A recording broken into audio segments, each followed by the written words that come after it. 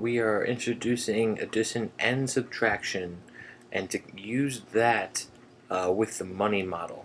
So we're continuing this, and we look at each of these fractions as if they were coins. And again, this is not something you have to do.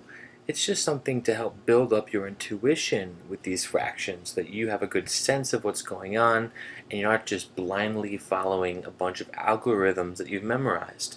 And having that sense will really carry through to much tougher problems. So let's get started.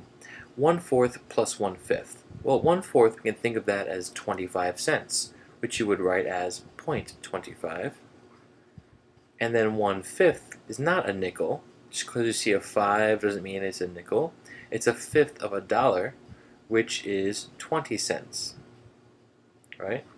Because 20 cents goes into a dollar 5 times, and you write 20 cents as 0.20. This you write as 0.45, which means 45 out of 100, or 45 cents. We move on. Here we're taking away a fifth. So now we set the same decimals up, 0.25. Now we're subtracting 0.20.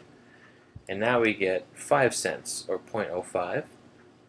That's a fraction. We've talked about this. It's 5 out of 100, or 1 out of 20, right? That's meaning 1/20th of a dollar, which is just 5 cents. And remember, we have a string here, so we can use this information here to solve this question, right? 1/4 is 25 cents, or 0.25, so 3/4 has to be 0.75, and we're adding not just 20 cents like before with 1/5 was 20 cents, but 3 of those, which is 3 groups of 20 cents, and that's 60 cents, 0.60. Add these up, we get $1.35, or 1 35/100ths. Moving on, we can use the information before to figure out this subtraction problem. Now we have 0.75 minus 0.6. Instead of addition, we're using subtraction, and we get 15 cents, right? Which is just 15 out of 100.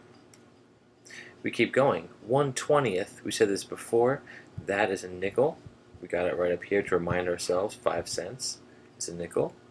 So it's 5 cents, 0.05, minus 1/25th. Well, what happens if you take a dollar and you split it into 25 equal groups? How much will each group get? Well, they'll each get 4 cents. And how do I know that? 4 cents times 25 is a dollar. Just like 4 times 25 is 100.